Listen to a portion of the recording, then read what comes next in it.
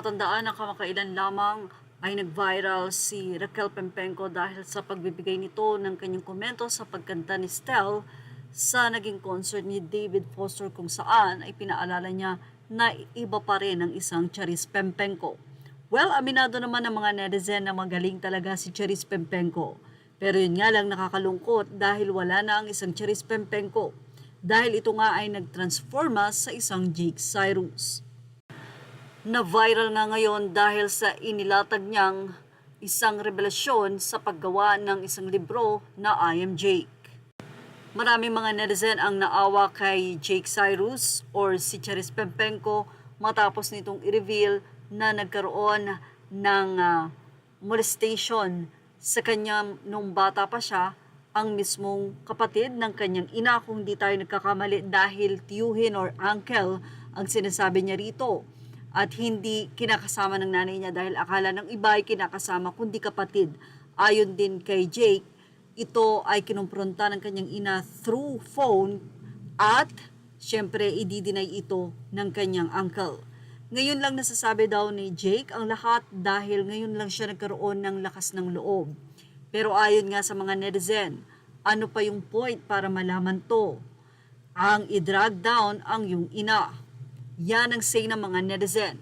Ganun pa man, marami ang naawa at sinabi o naiintindihan ang tila pagre-rebelde na nagawa nito si Jake Cyrus at ang pagtatransform niya sa sarili niya bilang isang trans man.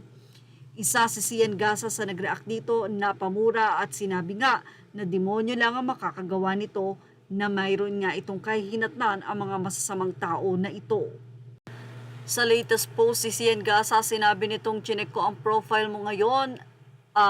Ngayon lang, judgemon ka pala. Yan ang sinabi ni Sian Gasa sa ina ni Jake na si Raquel Pempenco. Ibinahagi pa ni Sian Gasa ang mga latest post nitong si Mrs. Pempenco. Ayon kay Sian Gasa, gets ko na ngayon bakit daw nagkakaganon si Charis, may pinagmanahan naman pala. Say pa ni Sian Gasa sa talong niya sa mahabang caption ng ina ni Jake Cyrus kung paano daw o paano yung ganyang font, say pa niya. Tapos nag-agree pa si Sian Gasa sa isang sinabi ni Raquel Pempenco na peace of mind pa rin daw ang pipiliin nito. May latest post din si Raquel Pempenco at sinabi nitong sa lahat ng mga bashers ko, sige lang magalit pa kayo, wala pa rin akong pake, black and delete lang.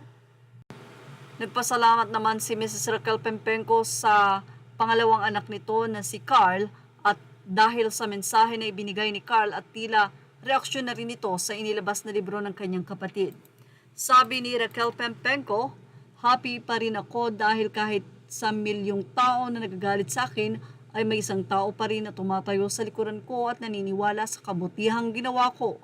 Para sa akin, it's a big reward of being a mother. Thanks, Carl. God bless you always, Mommy. Mensahe ni Carl.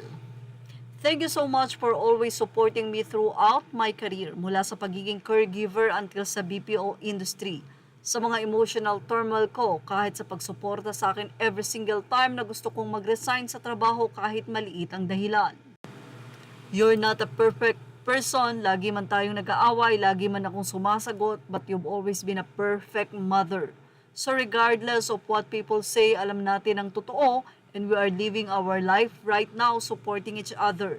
Happily and contented, quietly and walang nangangambala na tao. Yun lang ang importante sa akin.